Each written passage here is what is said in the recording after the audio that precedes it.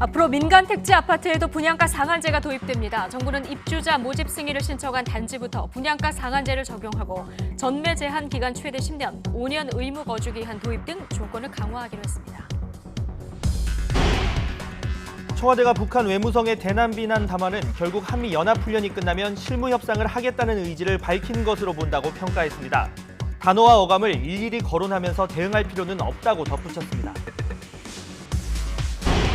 당 진로를 놓고 갈등을 이어오던 민주평화당 비당권파 소속 의원 10명이 집단 탈당했습니다. 이번 탈당으로 민주평화당은 원내 4당의 지위를 잃게 됐습니다. 반도체와 대중 수출 부진이 개선되지 않으면서 8월에도 수출 감소세가 이어지고 있습니다.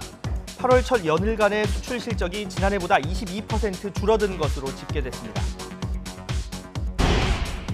전 남편을 살해하고 시신을 유기한 혐의로 기소된 고유정에 대한 첫 재판이 열렸습니다. 검찰 송치 이후 2달여 만에 모습을 드러낸 고유정은 계획적 범행을 부인했습니다. 중국에 상륙한 태풍 렉기마의 간접 영향으로 중부와 호남 지역을 중심으로 비가 내리고 있습니다. 서울의 낮 기온이 어제보다 4도가량 낮은 32도를 기록하는 등 무더위가 잠시 주춤하겠습니다. 네, 뉴스뉴스 2부 이어가겠습니다. 민주평화당 소속 비당권파 의원들이 집단 탈당을 선언하고 신당을 창당하겠다고 밝혔습니다. 당 현역 의원이 대폭 줄어든 민주평화당은 정의당의 의석이 밀리면서 원내 4당 지위도 잃게 됐습니다. 국회 취재기자 연결해서 자세한 내용 알아봅니다. 최기성 기자. 네, 국회입니다. 네, 탈당한 의원들 신당을 창당하기로 했군요. 네, 민주평화당에서 제3지대 구축을 하자는 목소리를 냈던 비당권파로 분류되는 의원들이 기자회견에서 밝힌 내용입니다. 유성엽 원내대표를 포함해 10명은 대한정치연대라는 이름으로 활동해왔습니다. 대한정치연대는 민주평화당이 1년 반 동안 국민의 기대와 열망에 제대로 부응하지 못했다면서 탈당 이유를 밝혔습니다. 앞서 대한정치연대는 내년 총선에서 승리하려면 정동영 대표가 물러나고 당을 새로 꾸려야 한다고 주장했습니다. 하지만 이에 대해 정 대표 등 당권파가 당내 기구를 통해서 해야 한다며 맞서면서 여러 번 타협점을 찾으려는 시도가 모두 실패로 돌아갔습니다. 여기에 지난해 지방선거 이후 당 활동을 하지 않았던 김경진 의원 역시 대한정치연대와 별개로 탈당하겠다는 의사를 밝혔습니다. 이렇게 되면 평화당 소속 의원은 정동영 대표와 조배숙, 황주홍, 김광수 의원 4명만 남게 됩니다. 물론 바른미래당 소속인 박주현 의원이 평화당 당직을 맡아 활동하고 있지만 공식적으로 평화당은 정의당보다 의석수가 적어 원내 4당 지위를 잃게 됩니다. 대한정치연대가 총선 전 신당을 창당하면 평화당은 총선 때 기호 6번을 받게 됩니다. 이에 대해 정 대표는 조금 전 안타까운 일이라면서 가지 말았어야 할 길을 갔다면서 참으로 유감이라는 입장을 냈습니다. 바른미래당 역시 내부 갈등을 봉합하지 못하고 있어서 이번 집단 탈당이 야권발 정계 개편 신호탄이 될 수 있을지 관심입니다. 자, 이와 별개로 조국 대전이라는 말까지 등장을 했습니다. 청와대 민정수석을 지낸 조국 법무부 장관 후보자 지명을 놓고 여야가 맞붙고 있는데 오늘 어떤 말들 오갔습니까? 네, 아직 인사청문회 일정도 확정되지 않았지만 여야 공방이 이어지고 있습니다. 문재인 정부의 핵심 과제인 사법개혁을 완수할 적임자라는 여당과 부적격자라며 지명 철회를 주장하는 야당이 팽팽하게 맞서고 있는 겁니다. 더불어민주당 이해찬 대표는 오늘 회의에서 이번 개각은 일본 경제보복과 미중 무역전쟁 등으로 엄중한 때에 이뤄졌다면서 인사청문회를 잘 통과해야 하반기 국정운영이 순조롭게 이뤄질 것이라고 강조했습니다. 이 대표는 그러면서 인사청문회에서 장관 후보자별로 잘 대응할 수 있도록 상임위원회별로도 잘 운영해달라고 당부했습니다. 다만 이런 언급은 아무리 여당이라 하더라도 미리 앞장서서 후보자를 엄호하라는 취지로 해석될 수 있어 논란이 예상됩니다. 반면 자유한국당 황교안 대표는 조 후보자가 사회주의 혁명 달성을 목표로 했던 반국가 조직인 산호맹 관련 사건으로 실형까지 선고받았다면서 국가 전복을 꿈꿨던 사람이 법무부 장관이 될 수 있느냐고 강하게 비판했습니다. 황 대표는 또 이명박 정부 시절 청와대 민정수석이 법무부 장관으로 가려고 할 때 당시 민주당이 군사독재 시절에도 못했던 일이라고 비판하지 않았느냐고 말했습니다. 바른미래당 손학규 대표 역시 조 후보자가 민정수석 당시 SNS 발언 등을 통해 국민을 갈라치게 한 것이 도를 넘었다면서 국민 통합을 위해 조국 법무부 장관 후보자 지명을 철회해야 한다고 강조했습니다. 지금까지 국회에서 전해졌습니다.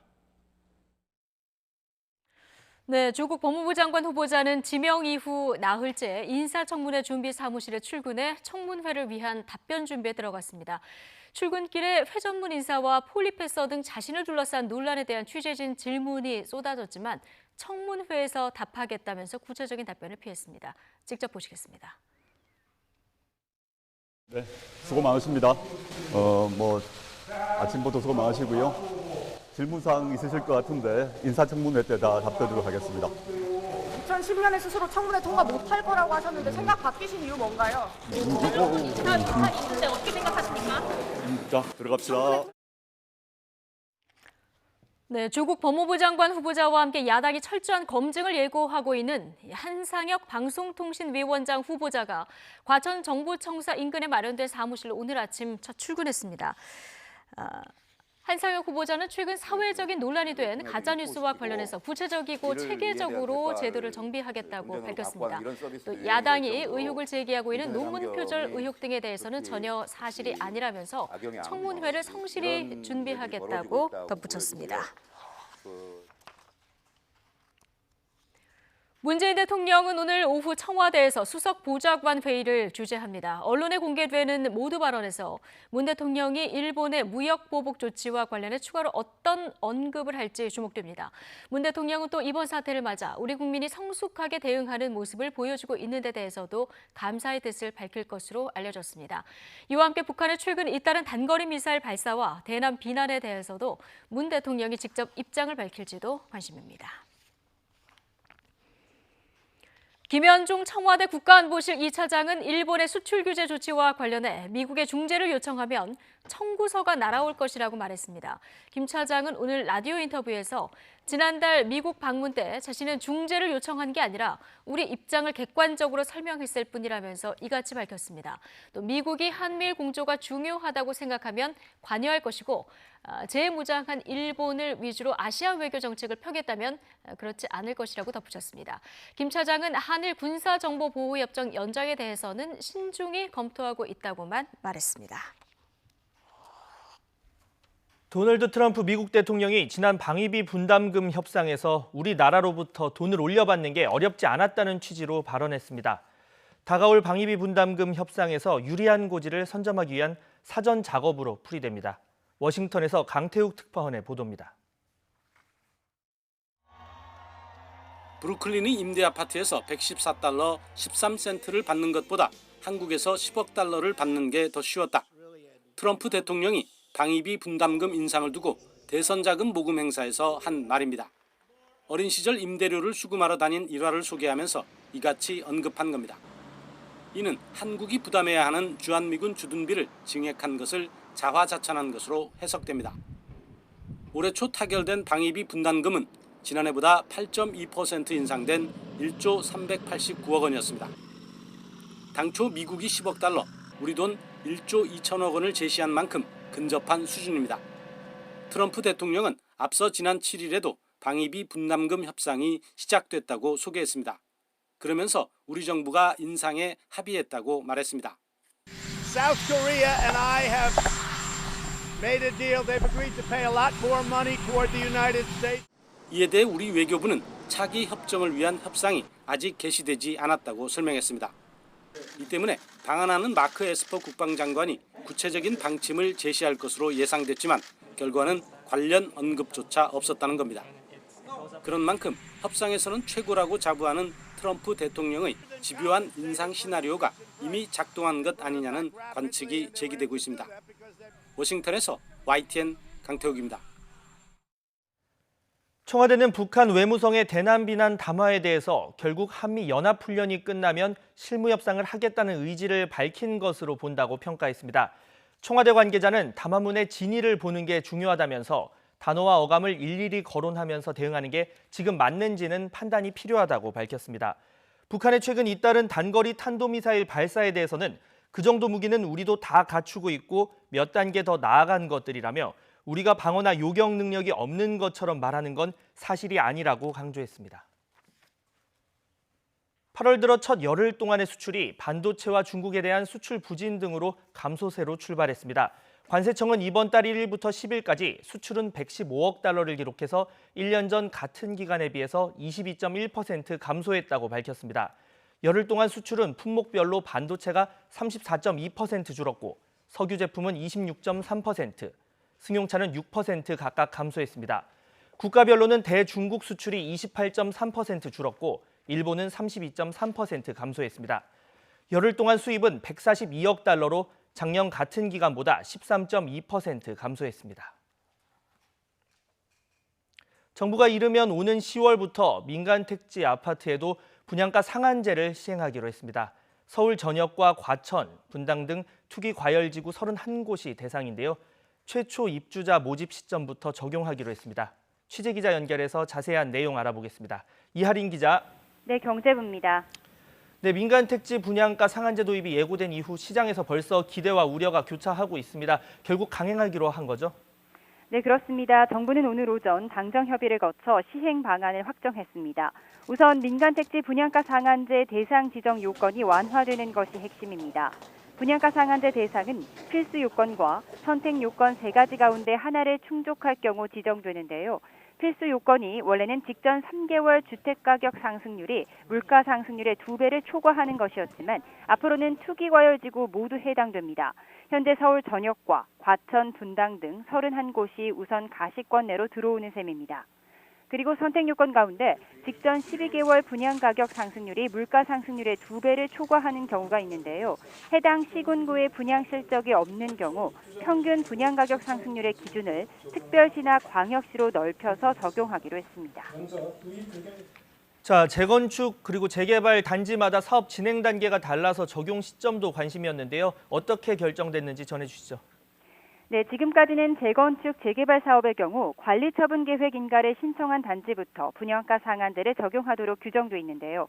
앞으로는 최초 입주자 모집 승인을 신청한 단지부터로 변경됩니다. 최근 주택도시보증공사, 허그의 고분양가 관리를 피해서 후분양 방식으로 전환하려는 단지들이 늘어난 것을 고려한 조치로 보입니다. 이를 두고 소급 적용 아니냐 이런 비판도 제기되는데요. 이에 대해 국토부는 관리처분 인가를 받은 경우에도 분양 승인을 받기 전이라면 분양에 대한 사실관계가 확정된 것이 아니고 국민의 주거 안정이라는 공익이 조합원의 기대 이익보다 크다며 과도한 법 적용이 아니라고 선을 그었습니다. 자, 분양가 상한제 보면 분양가를 낮추기 위한 정책인데 그래서 로또 분양, 이른바 로또 분양 우려도 제기가 돼 왔습니다. 이에 대한 보완책도 나왔다고요? 네, 그렇습니다. 전매 제한을 강화하고 의무 거주 기간을 늘리기로 했습니다. 현재 투기 과열지구 내 민간 택지 분양가 상한제 적용 주택의 전매 제한 기간은 현재 3, 4년에 불과했는데 이를 5에서 10년으로 강화합니다. 만약 분양가가 주변 시세의 80% 미만인 주택의 경우 10년 동안 팔 수 없는 겁니다. 이와 함께 수도권 공공분양주택에 적용되고 있는 거주 의무기간 5년을 민간 택지에도 도입할 계획입니다. 이번 개정안은 입법 예고와 법제처 심사 등을 거쳐 이르면 10월 초 공포 시행될 예정입니다. 지금까지 경제부에서 전해드렸습니다. 소셜 네트워크에서 유명인들 관련 의혹을 폭로해온 SNS 계정 운영자들이 허위사실 유포와 협박 등의 혐의로 피소됐습니다. 서울지방경찰청은 SNS 폭로 계정 운영자 김모 씨 등 4명에 대한 고발장이 접수돼서 사건을 강남경찰서로 내려보냈다고 밝혔습니다. 서민민생대책위원회는 고발장에서 이들이 버닝썬 사태를 촉발한 김상교 씨에게 접근해 SNS 유명인사들을 공격하는 글을 써달라고 요청했다가 거절을 당하자 살해 협박을 하고 김 씨와 관련한 허위 사실을 유포했다고 밝혔습니다.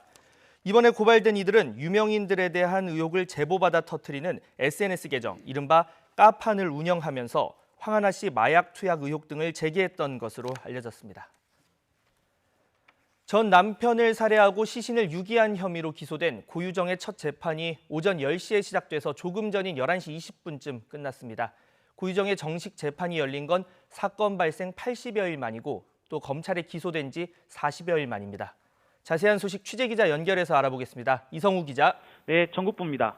네, 고유정 씨 첫 재판이 조금 전에 끝났다고요? 네, 조금 전인 오전 11시 20분에 고유정에 대한 첫 정식 재판이 끝났습니다. 고유정이 오전 10시에 첫 재판을 받기 위해 제주지방법원 202호 법정에 출석했으니까 1시간 20분 만에 끝난 건데요. 이 자리에서 재판부는 검찰이 제기한 공소사실과 변호인 측의 입장을 들었습니다. 고 씨는 앞서 열린 공판 준비 기일에 출석하지 않았지만 정식 재판에는 출석 의무가 있어 이번의 모습을 드러냈는데요.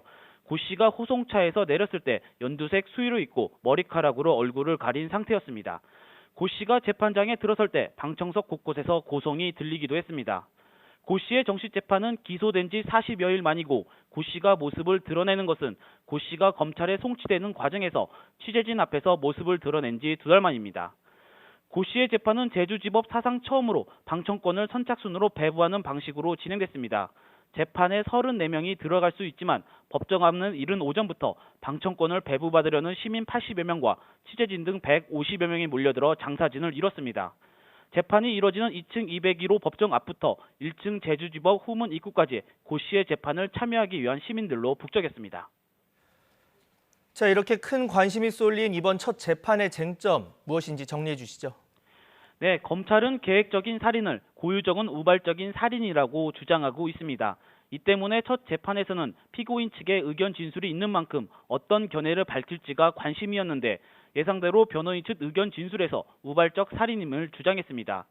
고유정은 지난달 공판 준비 기일에서 변호인을 통해 전 남편을 살해하고 시신을 훼손한 부분에 대해서는 인정하면서도 전 남편이 성폭행을 시도하자 우발적으로 살해했다는 주장을 되풀이했는데요. 재판부도 고 씨 측의 우발적인 살인을 주장하면서 인터넷 검색에는 마치 살해를 준비하는 듯한 내용이 있다며 왜 검색했는지 입장을 정리해달라고 주문한 바 있습니다. 이제 첫 공판을 마친 만큼 앞으로 열릴 공판에서 계획살인이냐 우발적 살인이냐를 놓고 검찰과 고 씨 측의 치열한 공방이 예상됩니다. 다음 공판은 다음 달 2일 오후 2시에 열립니다. 지금까지 전국부에서 전해드렸습니다.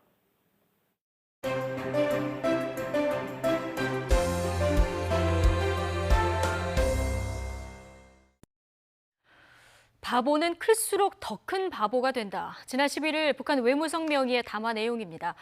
갈수록 수위가 높아지고 있는데요. 이에 청와대는 북한이 한미훈련 뒤 협상 의지를 보인 것이다. 이런 평가를 내놨습니다.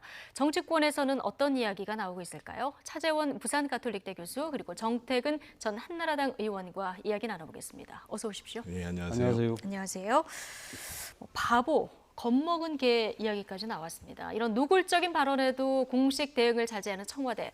자, 보수 야권은 이런 청와대의 대응에 발끈하고 나섰는데요. 관련 영상 보고 본격적인 이야기 나눠보겠습니다. 북한은 군사 연습에 대해 그럴싸한 해명이라도 하기 전엔 남북 접촉 자체가 어렵다고 주장했습니다. 또 앞으로 좋은 기류가 생겨 대화에 나간다고 해도 그것은 북미 대화이지 남북 대화가 아니라고 강조하기도 했습니다. 남한 당국이 뭐길래 중단을 촉구하느냐며 그렇게 안보를 잘 챙기는 청와대인이 새벽잠 제대로 자기는 글렀다고 비꼬았습니다.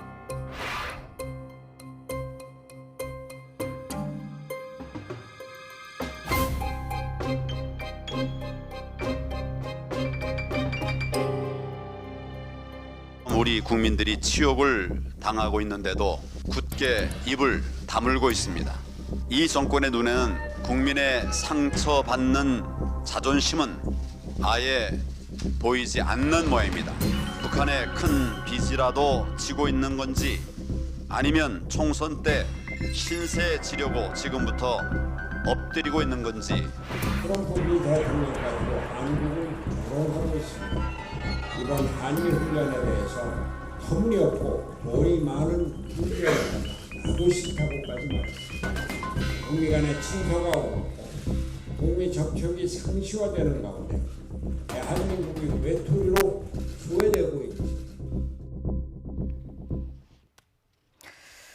자, 지금 진행되고 있는 연합훈련 빌미로 북한이 콕 집어서 대남 비난 수위를 지금 높여가고 있는 상황입니다. 지금 뭐 거기에다 트럼프 대통령도 나도 연합훈련 안 좋아한다 이런 얘기까지 하면서 좀 거들고 있는 이런 모양새가 돼버렸는데 전체적인 상황을 일단 어떻게 보십니까?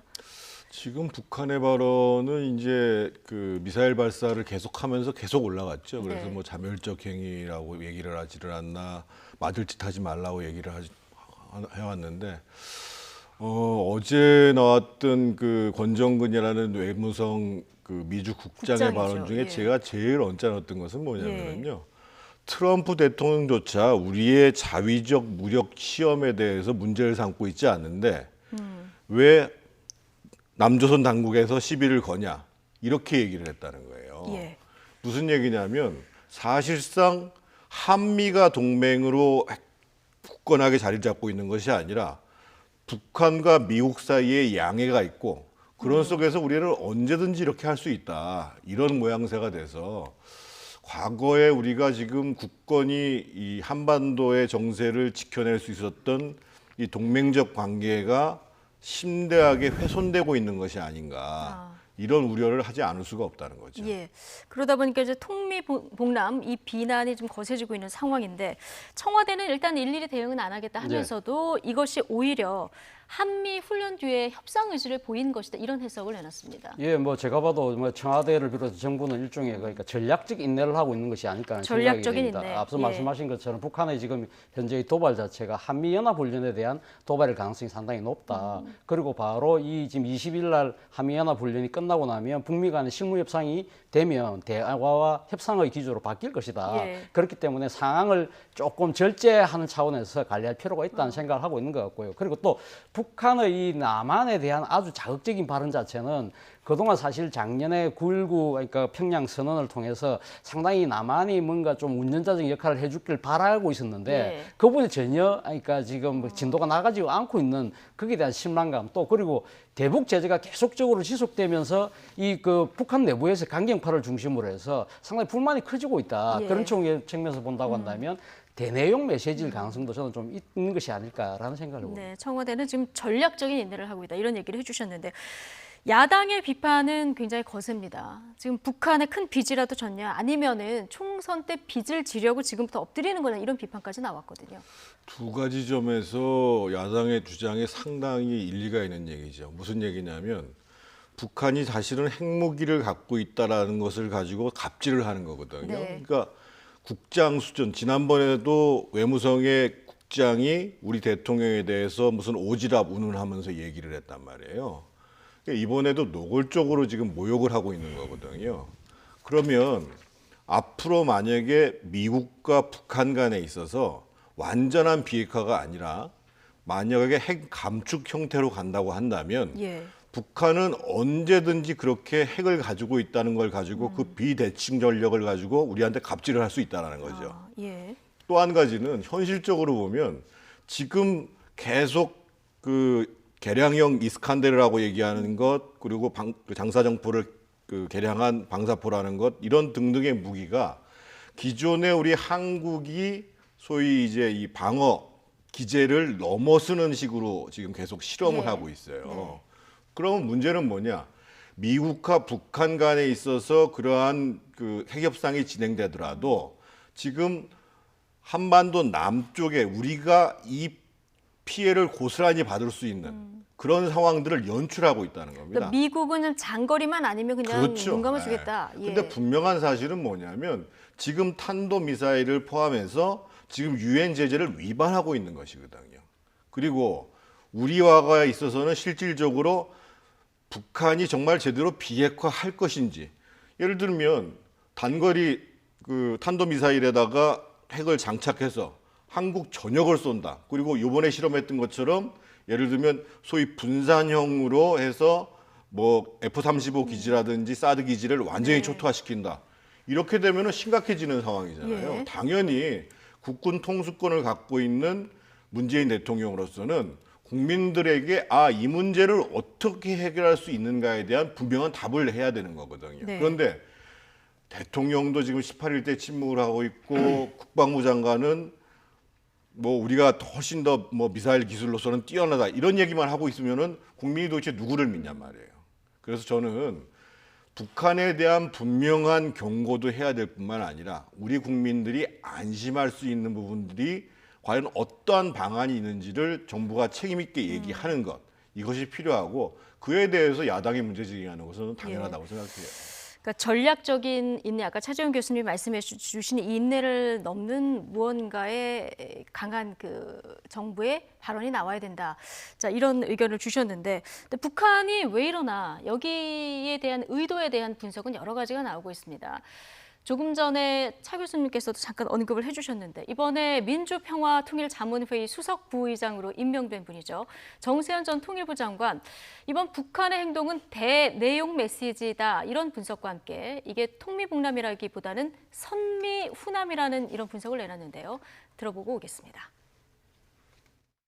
이번에 좀 더 심하게 썼는데 이건 대내용입니다. 지난번 하노이 회담이 김영철 주도로 준비가 됐다가 저렇게 모양새 나쁘게 끝나지 않았어요. 예. 미국이 지금 전혀 셈법을 안 바꾸고 있기 때문에 김정은 위원장이 이제 몸이 달았어요. 내년 말까지 끝내야만 되는 국가경제발전 5개년 전략이 하나도 지금 진도가 안 나갔기 때문에 예. 어찌됐건 금년 중에 북미 정상회담이 열려야 된다고 하는 절박감, 통미봉남 그러는데 예. 그거는 정확하게 말하면 선미후남입니다. 왜 조롱하고 막말하고 굳이 그렇게까지 정말 절실히 우리의 도움이 필요할 때는 예. 애들 문자로 약을 올려요. 매사 물어보고 하는 게 마음에 안 든다. 우리 민족끼리 뭐 하기로 약속을 했으면 그 정신에 입각해서 좀 해줄 건 해줘야 되는 거 아니냐. 네. 하노이 노딜 네. 이후에 지금 북한이 몸이 달았기 때문에 거꾸로 생각하면 북한이 이제 도와달라 이걸 절실하게 얘기하는 반어법이다 이런 얘기인데요. 어떻게? 예, 뭐 저도 상당히 일리가 있다고 예. 생각을 합니다. 그러니까 일종의 뭐 자극요법이겠죠. 앞서도 제가 말씀드린 것처럼 지난해 9월달에 평양에서 남한의 대통령이 올라와서 상당히 뭔가 전향적인 모습을 보일 거라고 생각했는데 대북 제재는 전혀 완화된 건 없다. 거기에 따라서 지금 김정은 입장에서는 상당히 좀 초조할 수밖에 없는 상황이거든요. 지금 북한의 이 매체들이 연일 지금 뭘 이야기를 하고 있냐면 지금 당군 간부들을 향해서 이런 이야기를 하고 있습니다. 학습을 게을리하면 혁명의 배신자가 된다. 그만큼 당군의 불만이 커지고 있다는 겁니다. 김정은 국무위원장이 뭔가 대남 그리고 미국에 대한 유화 제스처를 했는데 바뀐 건 하나도 없잖아. 그렇다고 한다면 김정은 입장에서는 상당히 초조할 수밖에 없겠죠. 그렇다고 한다면 지금 어차피 한미연합훈련이 끝나고 나면 북미 간의 실무 협상이 이루어질 것이고 그리고 김정은 입장에서 3차 북미 정상회담을 통해서 뭔가 돌파구를 열어야 되는데 이 과정에서 북한만으로의 힘만으로는 좀 힘들 수도 있다. 그런 측면에서 보면 남한이 뭔가 적극적으로 좀 행동에 나서달라는 예. 그러한 강한 메시지를 우리 쪽에 던지고 있는 것은 아닐까. 너무 강하게 던졌는데요. 예, 근데? 그래서 저는 뭐 예. 그 문제는 이런 북한이 지금 이 남한을 상대로 해서 상당히 조롱조로 이야기하는 부분들은 예. 저는 상당히 지금 판단 미스를 하고 있는 것이 아닐까. 자, 그렇다고 한다면 우리는 언제까지 그럼 침묵해야 되느냐. 저는 이 사항이 무조건 침묵인 금이라고 생각하지 않습니다. 예. 그러나 아마 8월 15일이 지금 이 8.15 경축사가 있지 않습니까? 아마 뭐 모르긴 몰라도 문재인 대통령이 대일 메시지도 있겠지만 예. 북한에 보내는 메시지도 분명히 담지 않을까 하는 생각이 듭니다. 네. 그럼 연합훈련 끝나면 조금 자제하지 않을까 뭐 이런 분석들도 나오는데 지금 정세현 전 통일부 장관 얘기를 들어보면 선미후남이라는 거예요. 그러니까 미국과의 관계를 먼저 개선을 해야 남한과의 관계도 개선이 되는 이런 의도가 담긴 발언이라는 분석이거든요. 사실 뭐 개성공단이라든가 남북 경협 이게 사실 북미 협상이 제대로 돼야 그 후에 따라오는 것들 아니겠습니까? 저는 정세현 지금 이제 평통수석 부의장이 되시겠지요. 예, 정세현 지금 내정자 의장 신분이죠. 예. 같은 아전 인수적 해석을 문재인 정부가 하기 때문에 문제라고 생각합니다. 예. 북한의 의도를 어떻게 해석할 것인가가 중요한 것이 아니라 우리가 한반도의 평화 체제를 만들어가기 위해서 과연 비핵화의 도적을 어떻게 갈 것인가, 거기에 지금 맞게 북한이 변화하고 있는가를 판단을 해야 되는 거거든요. 근데 중요한 사실은 뭐냐면요, 실제로 남북 간의 정상회담을 했고 북미 간의 정상회담을 했습니다만 지금 비핵화의 문제와 관련해서 한 발짝도 나간 바가 없어요. 예.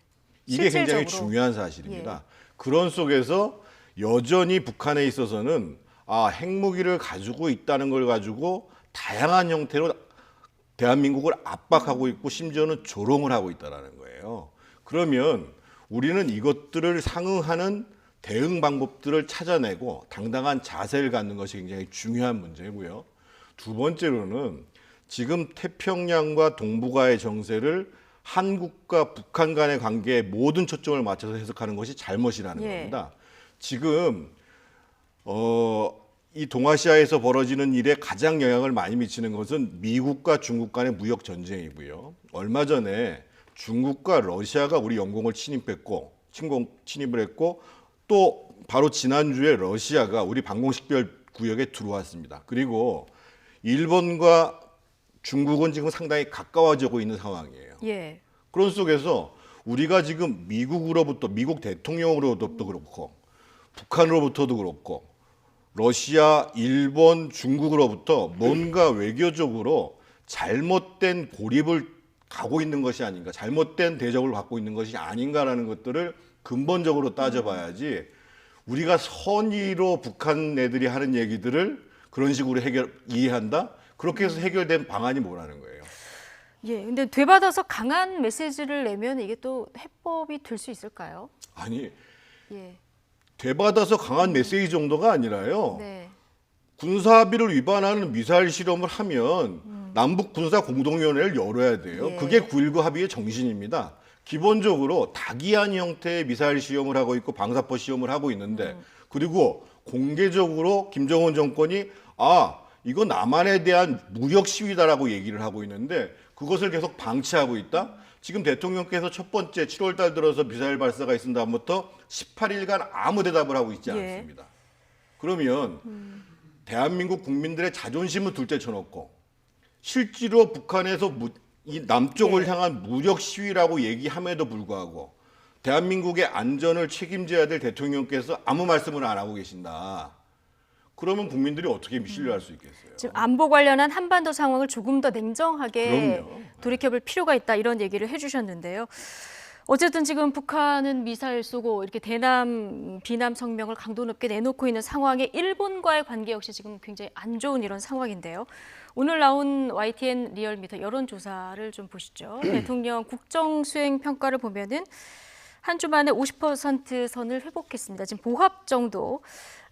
외교 안보적 악재가 이어지고는 있는데 대통령 지지율에는 지금 큰 변화는 없어 보여요. 왜 제가 뭐 여러 차례 말씀드렸습니다만 여러 가지 국가적인 위난, 그러니까 이 앞에서는 상당히 그러니까 집권층에 그러니까 지지를 모아주는 우리 국민성이 지금 그대로 지금 발휘되고 있다는 생각도 들고 또 한편으로는 우리 사회의 일각에서 소위 말해서 친일에 대한 목소리가 지금 공개적으로 드러나고 있잖아요. 네. 이런 부분들에서 국민적인 분노가 오히려 이 집권 세력에게 더 큰 이 지지를 예. 보내주는 측면이 분명히 있는 것 같고요. 또 한편으로는 제가 생각했을 때는 지금 북한에 대한 여러 가지 도발들이 있음에도 불구하고 앞서 뭐 말씀하신 것처럼 대통령은 나타나고 있지 않다고 이야기는 하지만 그럼에도 불구하고 여러 가지 또 관계 부처에서 나름대로 이 대응은 해나가고 있다. 이게 대한 또 국민적 평가도 냉정하게 지금 해주고 있는 것이 아닐까라는 생각도 해봅니다. 예, 그러니까 아베 경제 보복이 오히려 지금 문재인 대통령에게는 그 지지율에 보탬이 되고 있다 이런 분석도 나와요. 그러니까 지금 한일 갈등이 이제 상당히 고조돼 있지 않습니까? 그러니까 이제 뭔가 대통령한테 힘을 실어주자라는 그런 여론들이 있는 것은 분명한 거고요. 다만 문제는 이것이 얼마만큼 장기화되는가. 그러니까 실제로 이 한일 갈등, 일본의 경제 보복에 대해서 피해를 보는 주체는 기업이고 예. 우리 국민들인 거거든요. 그래서 이 문제를 얼만큼 조기에 또 국민적 자존심도 세워가면서 해결할 수 있는가까지 봐야지 지금 상황에서 올라가고 있는 것들에 대한 평가 이거는 저는 뭐 과도기적 현상이라고 보여집니다. 예. 자, 그런데요. 오늘 한국당 최고위 회의에서 정미경 최고위원 한 원로의 말을 빌려서 이런 얘기를 했습니다. 한일 관계 악화가 문재인 정부의 자작극이란 말이 의미심장하게 들린다. 자, 이런 얘기인데요. 전 잠깐 듣고 오시겠습니다. 공노명 전 외무부 장관, 문재인 정권에 대하여 정말 이해할 수 없다. 자작극처럼 보인다. 일본이 갑작스럽게 이렇게 나오는 것이 아니다. 이런 말씀을 계속 하고 계십니다. 일본에서 결국에는 화이트 리스트에서 배제시킬 거라는 거 이미 알고 있었다는 거 드러나지 않습니까? 그러면 자작극처럼 보인다는 이 원로의 말씀이 의미심장하게 느껴집니다. 한일 경제대전에서 기승전 정부 탓의 야당 공세는 이제 멈춰져야 합니다. 사태의 본질은 명백히 일본 정부와 아베 수상의 무리한 경제 도발이었음이 점점 분명해지고 있습니다. 제1야당의 말을 통해 인용되는 제2의 IMF가 오는 것 아닌가 하는 불안 심리가 시중에 깊게 퍼져 있다는 얘기는 참으로 무책임한 언동입니다. 국민 여러분들께서도 가짜 뉴스에 현혹되지 마시고 한국당에서는 꽤 인용을 통한 논평을 좀 자주 내놓는 편인 것 같은데 이 한일 관계 악화가 문재인 정부의 자작극이다. 지금 정미경 최고위원의 얘기 듣고 오셨거든요. 어떻게 들으셨습니까? 지금 자유한국당의 지도부도 그렇고 많은 의원들이 큰 착각을 하나 하는 게 있습니다. 자신들이 대통령을 아주 세게 비판을 하면 지지율이 올라갈 것 같다라는 착각들을 하고 있어요. 국민들은 그걸 원하는 게 아닙니다. 정확한 비판을 하고 그러면 그것을 극복할 수 있는 방법이 뭐냐. 이것을 얘기하는 것이 제1야당의 임무거든요. 그러니까 오히려 극단적인 비난을 계속하는 과정에서 지지율은 떨어지고 있는 거예요. 실제로 보면 대략 5월 둘째 주를 고비로 해가지고 지지율이 계속 하락하고 있습니다. 그래서 전당대회를 해서 황교안 대표가 선출된 시점 그 이전 시점으로 지금 돌아간 거거든요. 그래서 저는 야당으로서 충분히 비난을 할 수 있고 비판을 할 수 있습니다만 그것이 국민들에게 어떤 메시지를 다가갈 것인가에 대해서 본인들이 좀 크게 성찰을 하셔야 됩니다. 그러니까 저런 자극적인 비판보다는 정확한 비판과 대안이 있어야 지지율도 올라갈 것이다. 이런 지금 얘기를 해주셨는데요. 정당 지지율에서는 어떤 흐름을 보이고 있는지 저희가 좀 살펴보면 민주당과 한국당은 오늘 지지율이 좀 내렸고요. 그리고 바른미래당, 민주평화당, 정의당 뭐 다 봐도 크게 변화는 없는 이런 상황입니다. 전체 정당 지지율의 변화가 뭐 다 박스권에 갇혀 있는 이런 상황인 것 같아요. 일단은 지금 뭐 민주평화당을 중심으로 해서 뭐 여러 가지 분당 조짐이 나타나고 있습니다만 그것이 상당히 정치 전체적으로는 유의미한 변화의 모습은 아니라고 아마 이 지금 국민들이 판단하고 계신 것 같고요. 지금 당장은 앞서 뭐 우리가 이야기했습니다만 북핵 문제라든지 북한의 미사일 도발이라든지 그리고 또 일본의 그 한국 경제에 대한 보복이라든지 이런 부분들에 대해서 국민들이 더 많은 신경을 쓰고 있는 것이 아닐까. 그렇다고 한다면 정당 지지도 자체는 상당히 정체에 놓을 수밖에 없다. 그리고 또 사실은 7월, 8월이 정치 하한기거든요. 그런 측면은 뭐 지금은 조금 상황은 다르긴 합니다만 국민들 입장에서는 이 정치권에 대해서 여러 가지 변화에 대해서 크게 신경을 쓸 수 있는 단계는 아니다는 생각도 듭니다. 지금 민주평화당 지지율이 2.1%입니다. 오늘 14명 가운데 10명이 탈당을 했는데 이 탈당한 의원들의 목표는 이건 것 같습니다. 제3지대에서 돌풍을 한번 일으켜보겠다. 20대 총선 그때로 돌아가 보겠다. 이런 의도인 것 같은데요. 이게 제3지대 교합이 제대로 될 수 있을까요? 오후에 지금 김경진 의원까지 탈당을 하면 11분이 탈당을 하시고 물론 김경진 의원은 이제 무소속으로 다음에 이제 총선을 임하시겠다고 얘기를 했는데 탈당의 배경은 이거죠. 그러니까 지금 현재 호남에서조차도 평화당이 대안 세력으로 등장하지 못하는 상황이거든요. 그러면 두 가지 측면에서 대안이 마련되지 않으면 사실 안 된다. 그러니까 지금 그 민주당과 자유한국당이 극단적으로 이념적 대립을 하면서 당파적 정치를 하고 있는데 우리가 진정으로 뭐 민생이라든지 실용이라든지 정치를 정상화시킬 수 있는 정당이다 라는 것들을 보여줄 수 있어야 되는 것이고 두 번째로는 과거에 예를 들면 국민의당을 함께했던 뭐 평화당 의원들이나 바른미래당 의원 정도가 모여가지고는 새로운 신당으로서 또는 전국적 영향력을 행사하기는 굉장히 어려운 점이 있을 것이고 지금 바른미래당 전체와 또 지금 이제 그 정치권 바깥에서 지금 뭔가 신당이 필요하다고 생각하시는 분들이 계시거든요. 얼마 전에 발족한 뭐 자유와 평화라든지 또는 박형준 전 그 이명박 대통령 때 수석을 했던 분은 그런 그 제3지대를 만들기 위한 원탁회의를 한다든지 이런 큰 흐름들이 다 맞물려서 확실하게 이념적 대립과 갈등의 정치를 하고 있는 1당과 2당과는 다르다라는 것들을 보여줄 수 있을 때는 성공하겠지만 과거 뭐 국민의당 정도에 있는 분들이 모여서 한다. 이래가지고는 사실 성공하기 어렵다고 봐야죠. 그러니까 바른미래당에서 국민의당 출신 의원들과 지금 민주평화당에서 탈당한 의원들 정도 모여가지고는 제3지대가 성공할 수는 없다. 이런 점을 주목해서 봐야 됩니다. 지금 새로운 신당이 만들어질 토장들은 충분히 지금 있습니다. 아까 리얼미터 조사에는 14.1%가 나오고 조금 올라가가지고 무당층이 14.2%가 나오는데 갤럽 조사 같은 데 보면 무당층이라고 얘기하는 사람, 지지하는 정당이 없다고 얘기하시는 분들이 20대 초반에서 20대 중반까지 올라와 있습니다. 자유한국당보다도 지지율이 높게 나와 있습니다. 그 얘기는 무슨 얘기냐면 현 정부를 견제를 해야 되는데 자유한국당은 신뢰하지 못한다라는 것이거든요. 예. 그렇다고 한다면 그것을 대변해 줄 수 있는 정치 세력이 만들어져야 되는데 그 세력이 지금 이전의 국민의당 정도의 형태로 해서 평화당과 바른미래당 일부가 모인다든지 이렇게 해가지고는 성공하지 못하는 것이고 내세우는 기치도 국민들한테 감동을 줄 수 있어야 되고 규모에 있어서도 보다 더 폭넓은 세력들을 결집하려고 하는 그런 열려진 마음이 있어야 가능하다는 거죠. 네.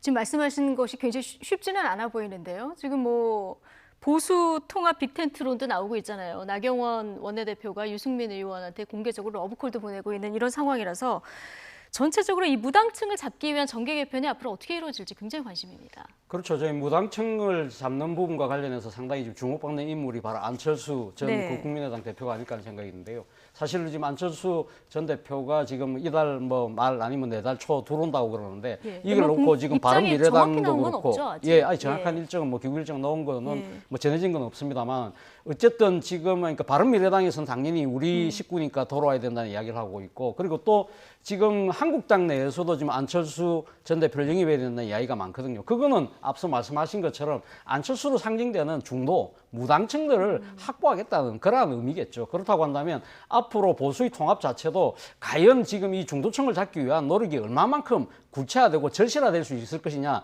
그와 관련해서 걸림돌 자체는 결국은 강성친밖에 조금 더 구체적으로 이야기하면 우리 공화당의 문제가 될 것인데 이걸 어떻게 정리하느냐가 그건 참 풀기 힘든 정치적 난제라고 볼 수밖에 없는 거죠. 문제는 그걸 어떻게 할 것이냐가 아마 지금 한국당의 입장 정리가 되지 않는 이상 구체적인 뭔가 이 액션이 나오기는 좀 힘들어 보입니다. 입장 정리할 당파가 너무 많아서 어떻게 전개가 될지 좀 지켜보도록 하고요.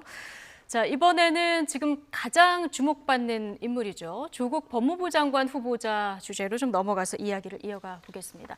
정치권에서는 지금 조국 대전이 시작됐다 이런 이야기까지 나오는데요. 한국당 황교안 대표 조국 후보자의 과거 국가 전복까지 꿈꿨다는 발언까지 하면서 총공세에 나서는 모습입니다. 야권 반응 들어보시겠습니다. 조국 전 민정수석은 오래전부터 검찰개혁을 주장해왔던 검찰개혁 전문가이고 적임자입니다. 국가 전복을 꿈꿨던 사람이 법무부 장관 될 수 있습니까?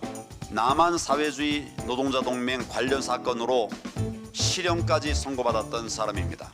아무리 세상이 변했다고 해도 국가 전복을 꿈꾸는 조직에 몸담았던 사람이 법무부 장관에 앉는 것이 도대체 말이 되는 이야기입니까?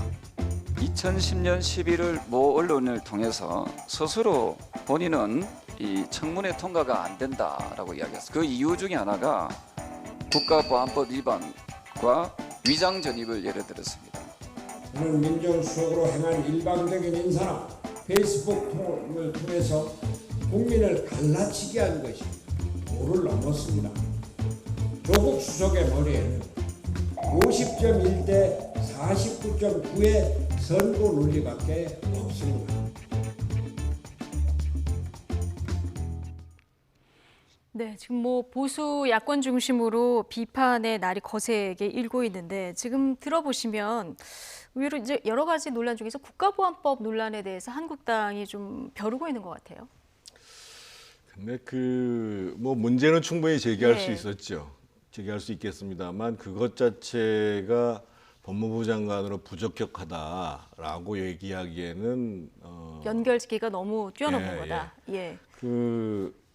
과거에 이제 남한 사회주의 연맹 산호맹 사건이 있었거든요. 거기에 이제 일원으로 참가해서 그 당시에 실형을 선고받았습니다만 집행유예를 받았습니다. 그래서 한국당으로서는 당연히 제기할 수 있는 문제지만 그 문제만을 가지고 집중하는 것보다 오히려 과연 조국이라는 후보자가 공정하게 법률을 집행할 수 있는 법무부 장관의 업무를 수행할 수 있는 사람인가 라는 부분에 사실은 좀 집중해 가지고 청문회를 해야 될 것 같고 그리고 지금 여러 가지 예를 들면 문제가 되지 않습니까? 예를 들면 자녀 문제라든지 재산 형성의 문제라든지 등등이 제기될 건데 그건 당연히 할 거고 제가 이제 공정성 문제와 관련해서 집중하라는 이유는 어차피 지금 조국 후보자는 문재인 대통령의 인사 스타일로 보면 장관이 됩니다. 청문 보고서가 채택이 안 돼도. 네. 그래서 야권에서 가장 우려했던 부분들이 대통령의 비서로서 공정한 법률 집행을 하기가 어렵다고 봤고 그런 점들에 대해서 명료하게 청문회에서 따짐을 통해 가지고 이후에 장관이 되더라도 그 문제에 대해서 상당히 경계를 하도록 만드는 것 이게 좀 필요한 것이 아닌가 싶습니다. 네. 뭐 부실 인사 검증이라든가 폴리페서 이슈도 있고 이렇게 자녀 문제도 있는데 핵심은 이게 될 것 같습니다. 이제 민정수석에서 법무부 장관으로 직행하는 것이 맞느냐 이거 하나 하고 그다음에 검찰 개혁으로서의 적임자인가 여야의 시각이 확연히 다르기 때문에 아마 이 부분이 청문회 쟁점이 되지 않을까 싶어요. 그렇죠. 뭐 그것을 압축적으로 이야기하면 정치적 편향성이겠죠. 예. 그러니까 대통령의 법무참모가 바로 법무장관으로 가서 과연 이 정치적인 형평성을 갖고 할 수 있냐. 특히 딴 때도 아니고 지금 총선을 앞두고 있는 시점이다. 그런 측면에서 본다고 한다면 이 조국 그러니까 신임 법무부 장관으로 만약에 취임하게 될 경우는 그러니까 검찰을 정권의 도구로 사용할 것이 아닐까라는 우려를 갖고 있다는 것이죠. 그런데 저는 그러니까 문재인 대통령이 사실 과거 야인 시절 때 이 검찰 개혁에 대한 이야기를 한 걸 보면 검찰에 대한 개혁을 이야기하면서 검찰을 정치 도구화하는 것이 아니라 그동안에 정치적인 편향성에 물들어 있었던 치우쳤던 검찰을 정상화시키겠다는 이야기를 했던 것이고 이 부분에 대해서는 조국 내정자도 크게 의견이 다르지 않은 걸로 저는 알고 있습니다. 그렇다고 한다면 과연 지금 야권에서 주장하는 조국 수석의 그 정치적 편향성의 문제가 그것이 핵심 쟁점으로 공격을 했을 때 과연 그것이 통할 수 있을 것이냐에 대해서는 좀 미지수 좀 생각이 좀 다른 부분이 있다는 것이죠. 다만 지난 그러니까 민정수석으로 있을 때 이 지금 그러니까 이 반일 문제, 그러니까 일본 문제와 관련해서 프레임을 만들고 그러한 부분들에 있어서 국민 통합적인 관점에서 봤을 때는 주요 공직에 나가는 데 있어서 하자가 있는 것이냐 아니냐는 그런 지적은 있을 수 있겠습니다만은 검찰을 정권의 도구화로 삼아서 뭔가를 정권적인 정치적 이득을 깨하겠다. 그런 쪽으로 공세에 초점을 맞춘다면 저는 크게 성공할 가능성은 없다고 봅니다. 근데 이런 문제 제기가 있을 수 있죠. 그러니까 이번에 이제 윤석열 검찰총장이 그 취임을 하면서 검찰에 대대적인 인사가 있었는데 60명 이상이 옷을 벗었다는 거 아니에요. 근데 문제는 현 정부의 문제점, 예를 들면 동부지검에서 했던 뭐 황병보 리스트라든지 이런 것들을 조사했던 사람들은 전부 다 홀대를 받았고 이 정부 들어서 과연 적폐 수사를 열심히 했던 사람들은 전부 다 승진을 하고 이런 문제가 벌어졌다는 거죠. 그래서 세간에 나오는 얘기가 이번 인사를 검찰총장이 한 거냐 청와대가 한 거냐 이런 얘기가 나온단 말이에요. 근데 중요한 사실은 법무부 장관이란 지위는 검찰 인사를 관여할 수 있는 위치라는 겁니다. 그래서 과거에 지금 청와대 비서실장인 노영민 그 비서실장이 민주당의 원내수석 부대표를 할 때 대통령의 비서를 법무부 장관으로 임명하는 것은 군부 독재 하에서도 없었던 일이다. 그리고 민주당이 공식 논평을 한 게 가장 공정성을 침해받을 수 있는 위험한 인사하고 최악의 회전문 인사다라고 민주당이 얘기를 한 거거든요. 그래서 그 당시에 사실은 저도 집권당의 그때 의원이었습니다만 소장파들을 모아가지고 그 당시 이명박 정부가 권재진 민정수석을 법무부 장관으로 임명하는 것에 대해서 강하게 저항을 했습니다. 그래서 한참 동안 사실은 후보 지명을 못하는 상황이 벌어졌었어요. 그런데 민주당에서는 버젓이 그렇게 얘기해놓고 이제 와서는 그럴 수 있다. 그리고 민주당 내에서 한마디 문제를 제기하는 분이 없잖아요. 본인 스스로도 입으로 얘기하고. 이것은 사실은 그래서 근원적으로 공정성에 대한 문제를 시비를 받을 수밖에 없다는 거예요. 그러니까 뭐 수사권 조정 반대 목소리를 내거나 현 정부 수사를 한 검사들이 좌천된 이번 인사를 봤을 때 검찰의 독립성, 개혁을 완수할 적임자인가 여기에 대한 우려가 있다 이런 말씀이신 건가요? 그럼요. 자 어쨌든 이거는 대통령은 검찰을 정상화시키겠다는 의지, 이 적임자로서 조국 수석이 적임자라는 얘기를 뭐 후보자 시절부터 해왔던 터라서 말씀하신 대로 청문회 과정을 거쳐서라도 임명이 될 것은 뭐 거의 확실하다 이런 얘기가 뭐 지배적인 것 같은데요. 자 그리고 잊을만 하면 또다시 거론되는 부분이 있죠. 조국 후보자의 내년 총선 출마설도 계속해서 제기가 되고 있는데요. 이번에는 바른미래당 문병호 의원의 발언 들어보시겠습니다.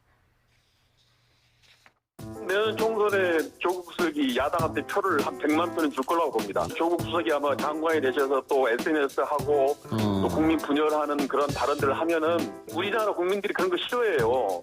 분열, 오만, 또 무능 이런 거 싫어하기 때문에 민주당이 내년 총선에 저는 상당히 어려울 거라고 보는데 아마 내년 1월, 2월 가면은 아마 조국 차출론이 나올 겁니다. 그래서 아마 부산에서 출마하지 않을까. 박지원 의원도 얼마 전에 비슷한 얘기를 했는데 문병호 의원도 비슷한 전망을 내놨네요. 저는 물리적으로 좀 힘들지 않을까 하는 생각이 듭니다. 만약에 지금 인사청문회가 통과되면 9월 달에 아마 임명이 될 건데 근데 지금 만약에 공직을 맡게 되면 공직자 사퇴 시한이라는 게 있어요. 90일 전이면 아마 1월 초 정도가 될 것 같은데 그렇다고 한다면 그 법무부 장관 몇 개월 합니까? 그렇다고 한다면 너무 지나치게 정치공학적으로 움직이고 일단 있다. 물리적으로 그런 생각. 그리고 또 하나는 지금 그러니까 지금 조국 수석을 지금 법무부 장관으로 하는 이유, 가장 큰 이유 중에 하나가 사법개혁이에요. 사법개혁이 지금 패스트트랙에 올라가 있는데 이것이 아마 처리되는 것이 제가 생각하기에는 아마 1월 말 정도가 될 거예요. 그런데 이것이 완전히 빨라도 이것이 완전히 되지도 않은 상황에서 그러면 지금 조국 법무부 장관을 내려서 보낸다? 그건 좀 저는 모르겠습니다. 그러니까 설사 이 여건이 그런 생각을 갖고 있다 하더라도 그런 카드를 내는 순간 오히려 정치적인 역풍에 휘말릴 가능성도 높고 그리고 조국 법무부 장관 후보자 본인의 입장에서 봤을 때도 지금 당장 이렇게 국회로 가는 부분에 대해서는 선뜻 내게 할 것 같지가 않아요. 본인이 만약에 본인은 여러 가지 그런 이야기를 했어요. 정치 그러니까 이 근육이 없다, 뭐 선출직에 맞지 않다는 이야기를 했지만 본인이 설사 선출직에 대한 욕심이 있다고 한다면 아마도 제 생각에는 법무부 장관직을 잘 수행해서 바로 그 다음 단계의 뭐 대선으로 직행한다든지 그런 코스를 생각하지 않을까요? 총선은 빼고 대선으로. 어쨌든 총선까지는 물리적으로 조금 시간이 좀 부족해 보이고 그다음에 저희 그 전재수 의원 민주당의 부산시당 위원장인데 영입을 공식 중단했다. 저희 프로그램에 나와서 지난번에 그런 얘기를 해주셨거든요.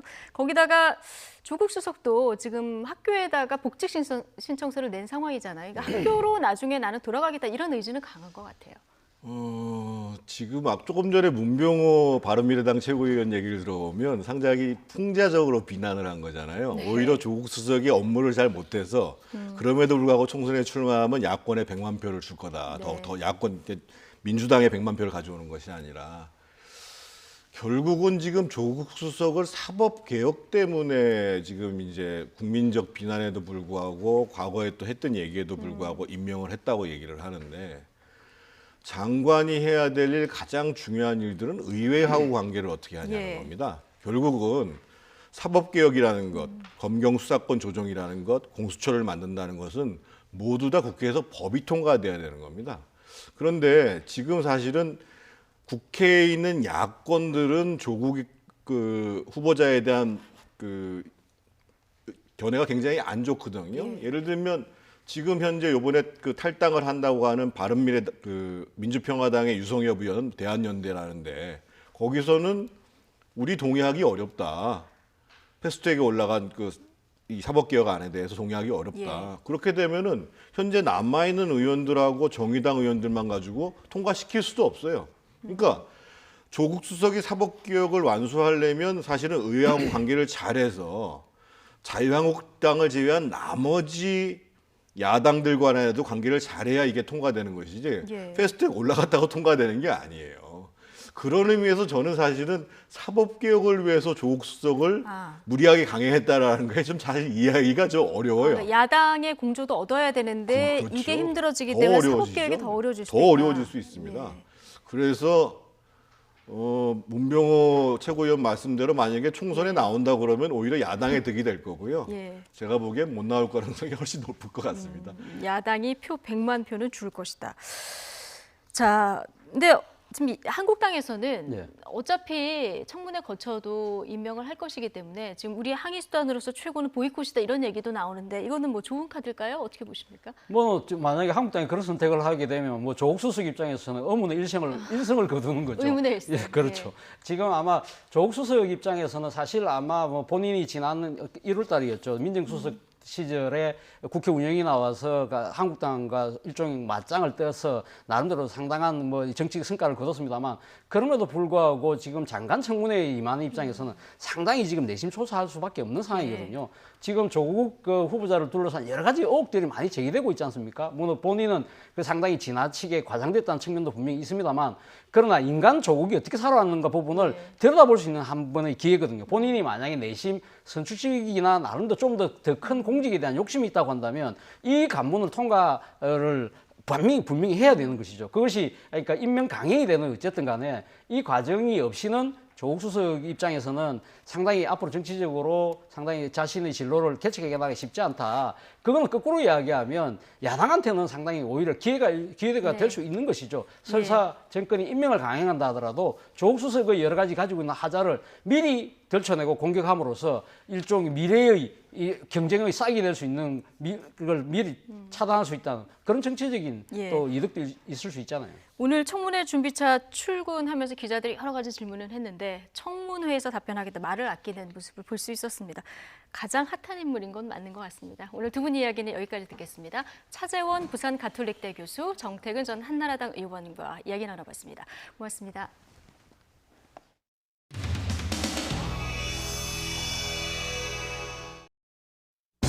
지난 2015년 11월 집회에 참석했던 고 백남기 씨는 경찰의 물대포에 맞아 중태에 빠진 뒤 세상을 떠났습니다. 검찰은 당시 경찰이 쏜 높은 압력의 물대포 때문에 백 씨가 사망에 이르렀다고 결론지었습니다. 이에 따라 검찰은 조은수 당시 서울청장을 총 책임자로 보고 재판에 넘겼고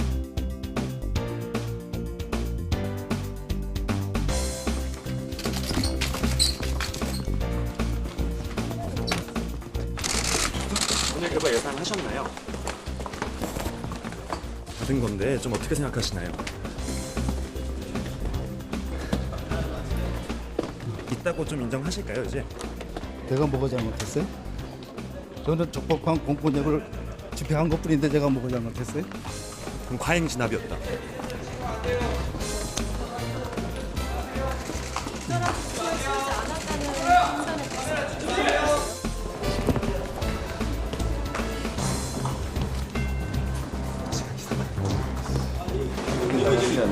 여기 그거 안 하죠? 저쪽으로 가야 돼.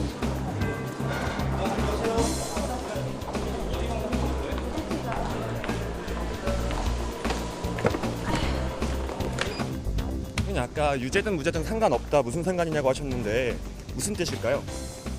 이 사건에 대해서 내가 유죄를 받든 무죄를 받든 내 마음에 뭐가 편하겠느냐 이런 뜻입니다. 뭐 마음이 불편하긴 마찬가지다. 당연하죠. 이 사건에 대해서는 누구 잘못도 없고 그렇지 않습니까? 그죠? 법원의 판단에 대해서 좀 어떻게 받아들이셨어요? 상고하실 건가요?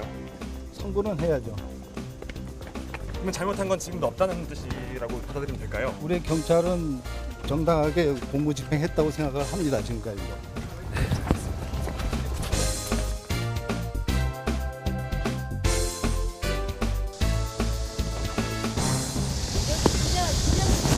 네네. 그 법리를 잘 검토해서 똑바른 판결을 한 번씩 쓰세요. 그러시면 될 것 같아요.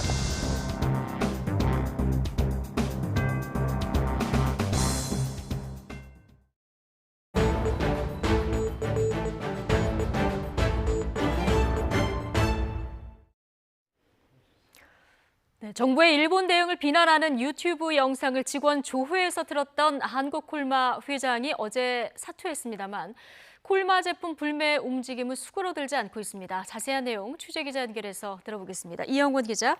네, 사회부입니다. 네, 윤동한 한국콜마 회장이 사퇴했는데요.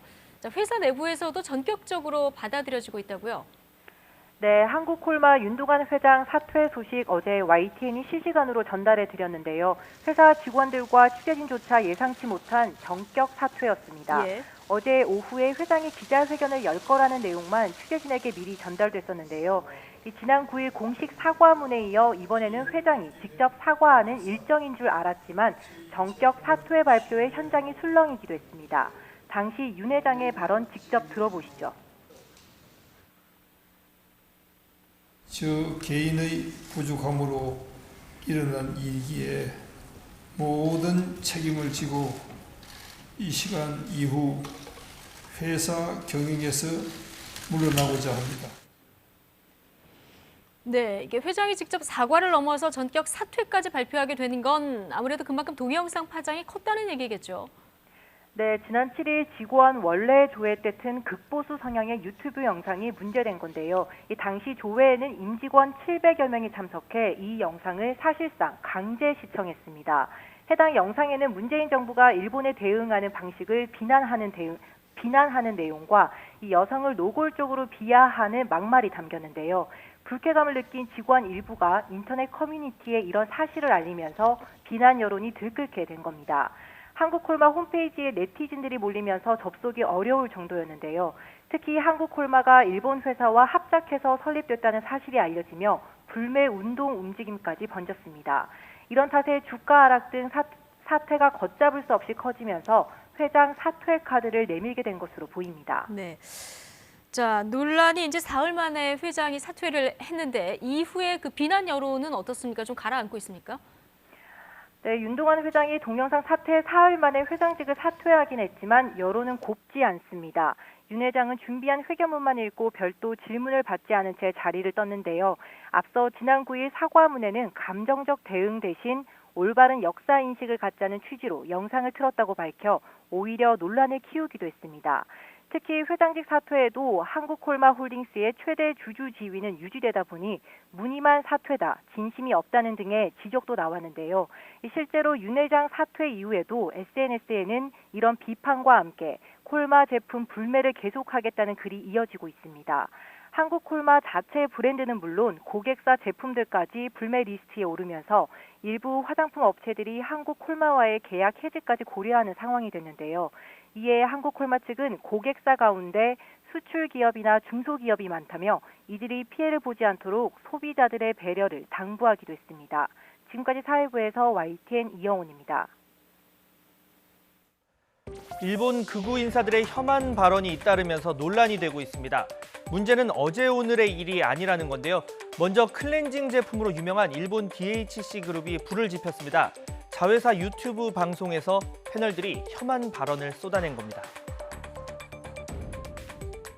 かの国は熱しやすく冷めやすい国ですからね。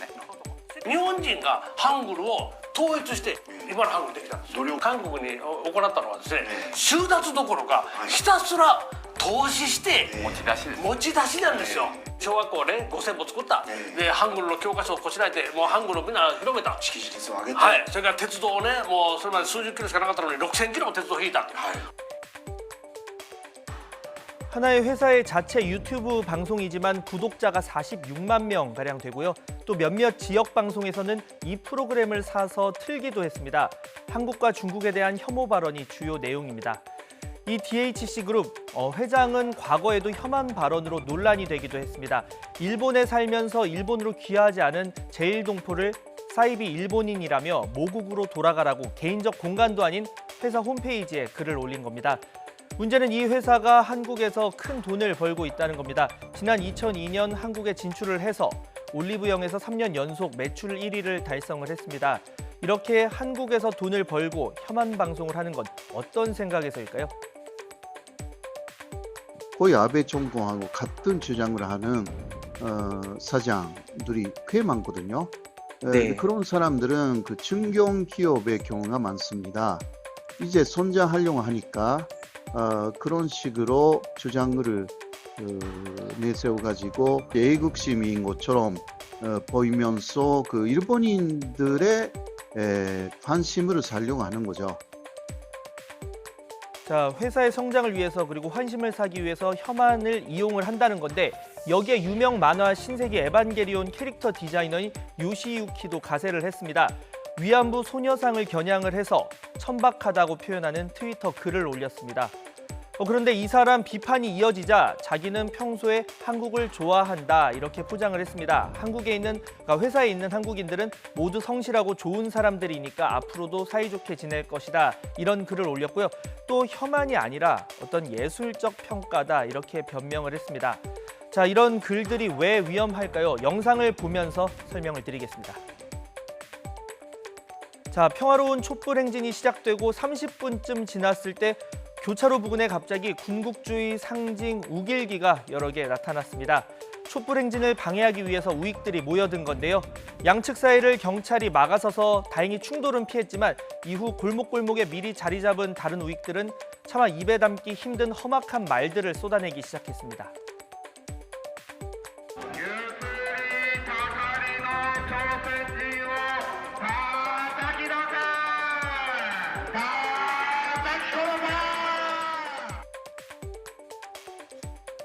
과거의 그 한일 관계사에 대해서 정확한 인식을 갖고 있는 일본인들이 거의 없다고 할 수가 있어요.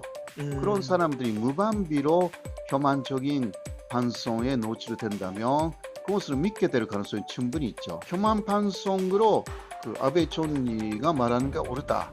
그런 면에서는 지지율 올라가겠죠. 거기에 간접적인 영향을 줘요. 자, 이렇게 일본 극우 인사들의 혐한 발언은 갈수록 심해지고 있습니다.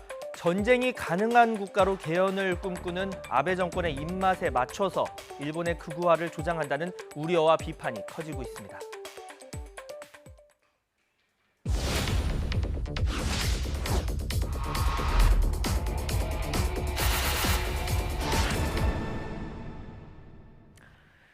징용은 합법이었고 돈벌이를 위한 자발적인 참여였다. 아베가 아니라 국내 일부 극우 성향 학자들 주장입니다. 이뿐만이 아니죠. 강제징용과 강제동원, 개념이 다른데도 정치권과 언론이 제대로 구분하지 않아 진실이 가려지는 측면이 있습니다.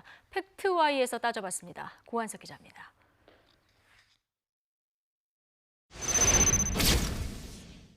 실제로 일제는 막무가내로 끌고 간 것이 아니라 1938년에 만든 국가총동원법에 따라 영장을 발부하고 징용했습니다. 거부하면 감옥에 가거나 노역을 해야 했습니다.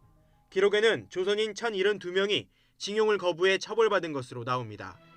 대한민국 헌법은 일제의 식민지 지배 자체를 불법으로 규정합니다. 식민지 지배 아래에서 이뤄진 징용을 합법이라고 주장한다면 헌법을 부정하는 셈입니다. 법에 근거한 과거의 모든 행위가 현재의 정당성을 갖는 건 더욱 아닙니다. 나치 독일은 1935년 뉘른베르크 법에 따라 유대인의 시민권을 박탈했습니다. 유대인 600만 명을 학살한 홀로코스트의 시작이었습니다.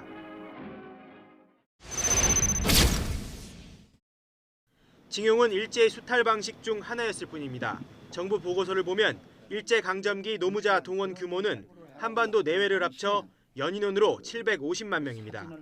그중 징용은 52만 명 정도로 일부에 불과합니다.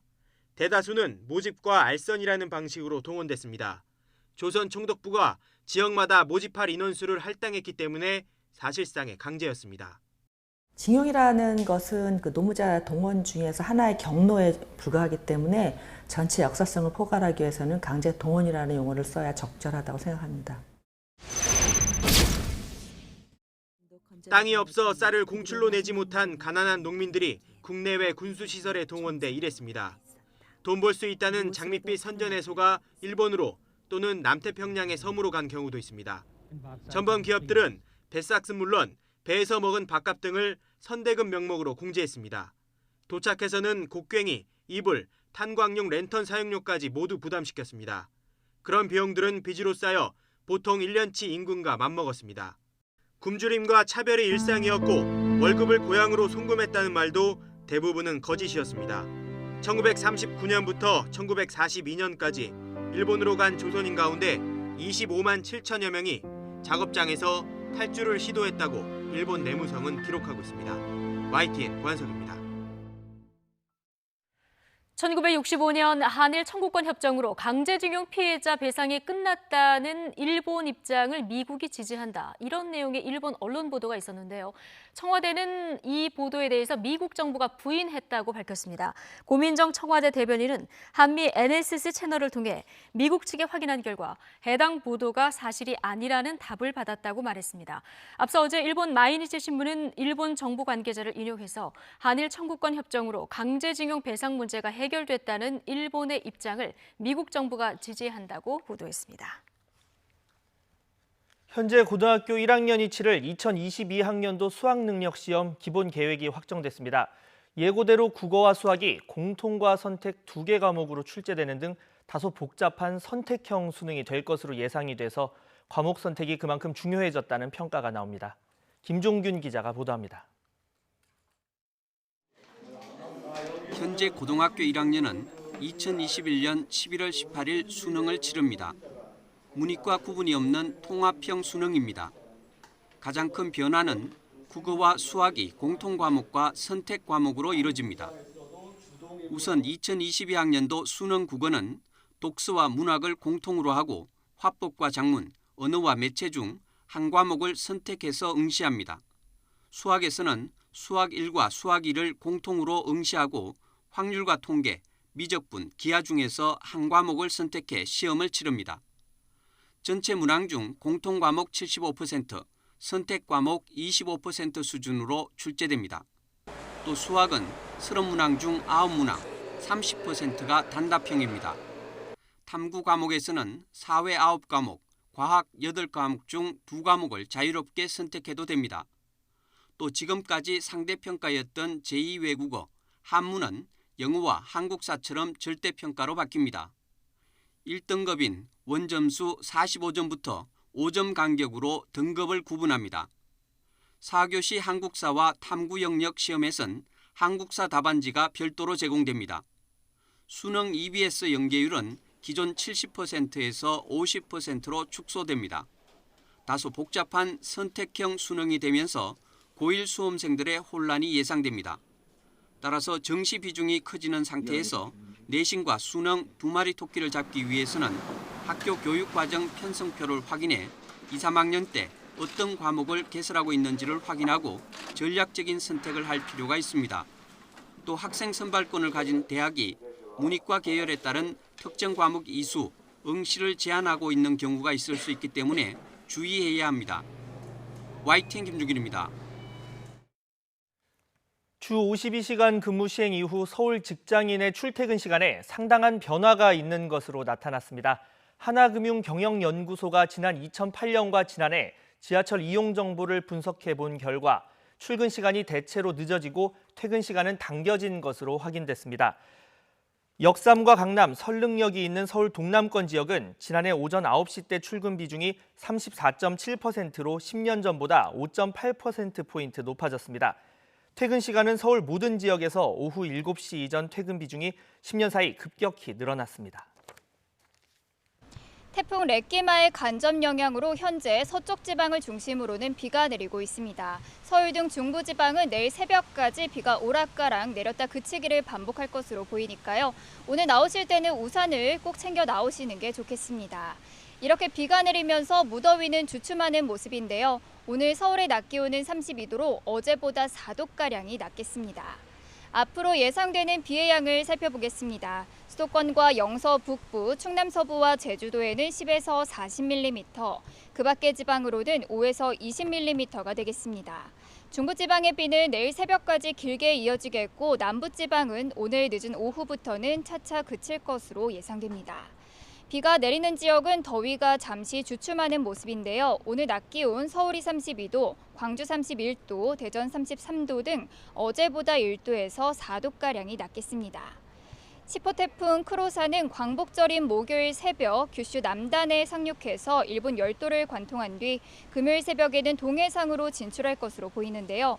우리나라는 태풍의 직접 영향은 없겠지만 동해안과 동해는 수요일부터 태풍의 간접 영향권에 들겠고요. 울릉도와 독도는 목요일과 금요일 태풍의 영향을 받을 가능성이 있습니다.